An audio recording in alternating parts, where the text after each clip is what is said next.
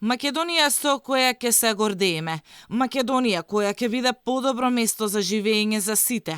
Македонија, земја каде на вистински места ќе дојдат најдобрите и најумните. Нема да заминуваат.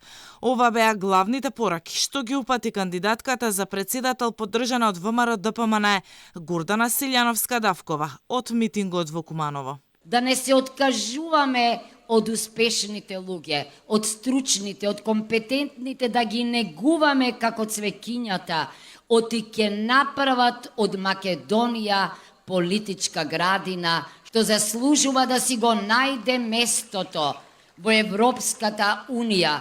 Лидерот на ВМРО-ДПМН Христијан Мицкоски кажа дека сега ништо во државата не функционира и дека на овие избори народот мора да ја превземе државата и да ја врати во своји раце. Ова се избори каде граѓаните ќе испратат порака дека луѓето се на прво место.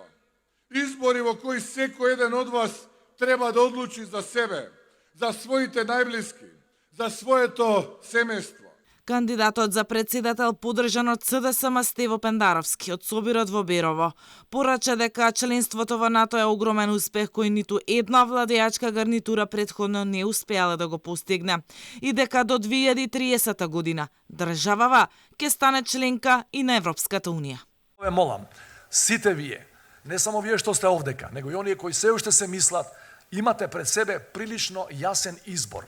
Или Македонија ќе оди назад, кај што бевме, а сите на своја кожа ја осетивме таа диктатура на режимот, или ќе одиме напред, кај што почнавме да одиме не со огромни чекори, меѓутоа со сигурни чекори во вистинската насока.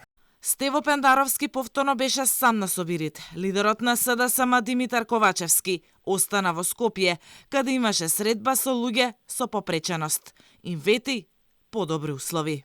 Нашата грижа за лицата со попреченост продолжува и со мерките од новата програма на Социјалдемократскиот сојуз на Македонија, во која покрај зголемените износи на парични права, ќе продолжиме да работиме и на развој на социјални услуги кои ќе овозможат целосна инклузија на лицата, започнувајќи најпрвин и најважно од образовниот процес. Кандидатот за председател поддржан од ДУИ Бујар Османи повторно порача дека нема алтернатива на уставните измени и нема да има влада без партнерите во неа да се согласат да ги спроведат. Мојата прва задача, мој прв завет на оваа кампања е Европска Унија до 2030 година.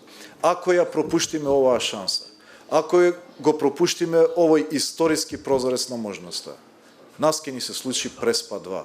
Кандидатот за председател од коалицијата Вреди, Арбен Таравари, во пресрет на празникот Бајрам им посака се најдобро на оние кои што го слават.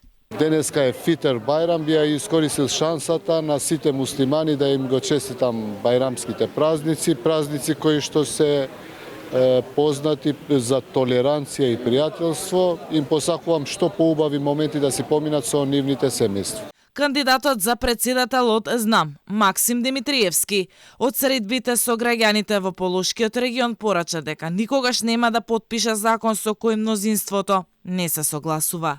Во Македонија не се случува албанизација.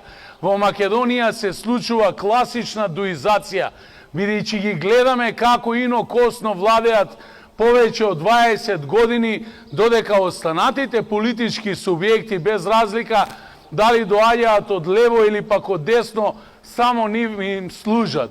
Кандидатката на Левица Билјана Ванковска на средби со граѓани во Скопје вети нов устав, современ и модерен, но и дека ќе работи на подобрување на условите за живот на сите граѓани. Сето тоа што влегува под поимот социјална држава, сето она што впрочем ни е најголемата рак рана во ова општество. Мислам дека ако такви темели удриме на заедницата, се понатаму ќе се движи во таа насока, се разбира со почитување на уставот и законот. Кандидатот од Гром Стефче Акимовски уверува дека доколку дојде на функција на сите патувања со себе, ќе го носи министерот за економија, кој ќе преговара за отворање нови врати за македонското земјоделство. Заедно со мене кога ќе одам на службени патувања, постојано ќе мора да оди и министерот за економија да се отвараат нови пазари, нови можности за македонското стопанство, а посебно за македонското земјоделие. Председателската трка до Вила Водно продолжува до 24 април, кога ќе се одржи првиот круг од изборите.